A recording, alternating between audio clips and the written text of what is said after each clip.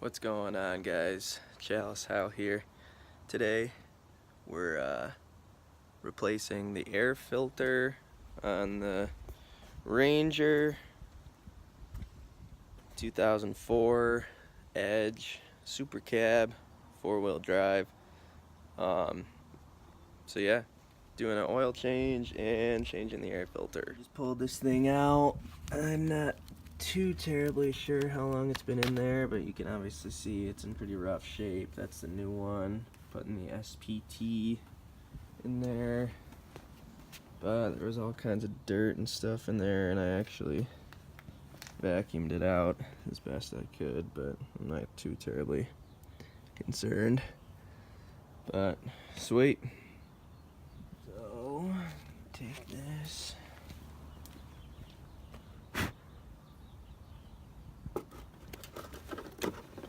In, and I'm good to go. And then this, I just detached this one screw just to give myself a little room to work with so this thing wasn't blocking me off. And then I just had to disconnect this sensor, so it's definitely a very simple project. These prongs into where the little teeth go, and then there's these snaps on either side. Just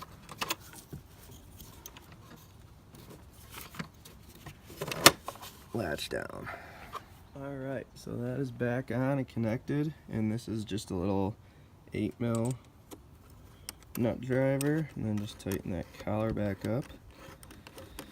And then you're all good to go. And like I said, that was just optional. But if you want to give yourself a little bit of room to work with, I definitely recommend popping that off because it makes things sufficiently easier. But sweet, got the new air filter in. Sweet, that's all done.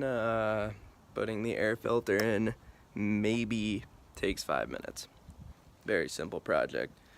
So, like when you get your oil changed or do anything when you go to the shop and they're like, oh yeah, we freaking changed your air filter and your fuel filter and it's like 75 extra bucks. It's like, it's definitely worth doing a little bit of research and just doing it yourself, because this stuff is all very simple and takes very little time to do, and it'll probably save you a decent amount of money in the long run.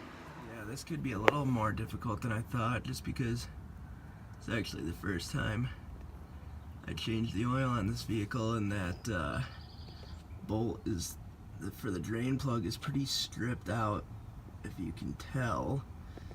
But if all goes according to plan, that is the oil pan, that's the drain plug, and then the filter is right up there. And you should need just a 13mm socket. And yeah, let's get going. So that actually ended up being a lot easier than I thought.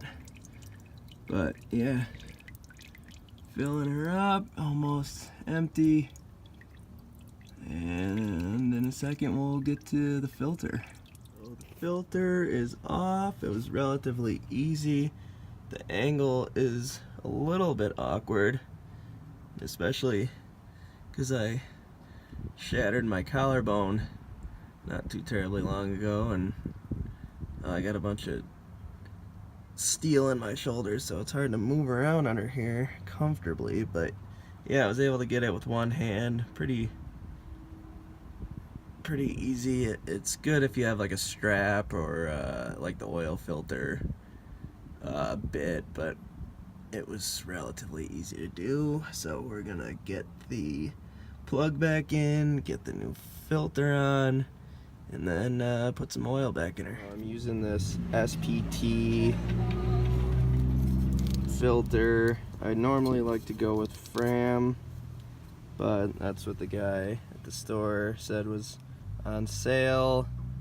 So let's give this guy a try. It's kind of nice. It's got like a rough surface, so it's easier to grip.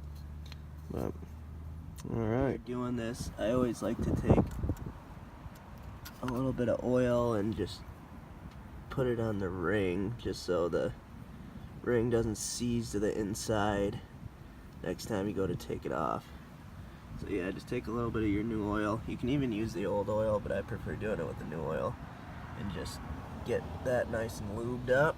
Before you put your funnel in, I always like to make sure I give it a nice clean, just so there's no dirt or grime that ends up circulating through the motor. Got some Castrol Edge, high mileage, full synthetic.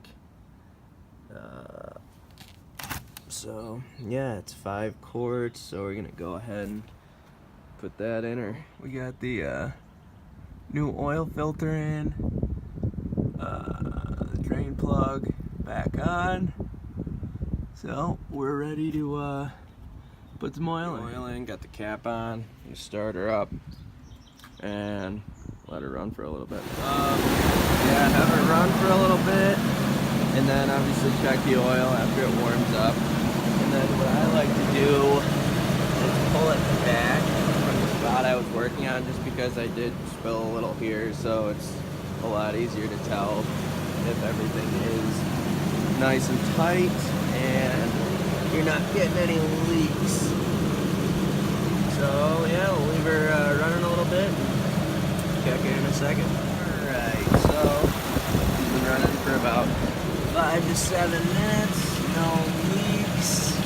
So we are all good. And then this stuff is actually good. I did spill a little bit of oil over here, which I gotta clean this stuff up too. But if you just squirt this stuff on the ground, use a little bit of water. This stuff is for your hands, but it actually works pretty well for cleaning up the oil as well. So yeah, that is how you change the oil on a 2004 Ford Ranger, which pretty much everything is the same throughout the years on these things. But yeah, sweet.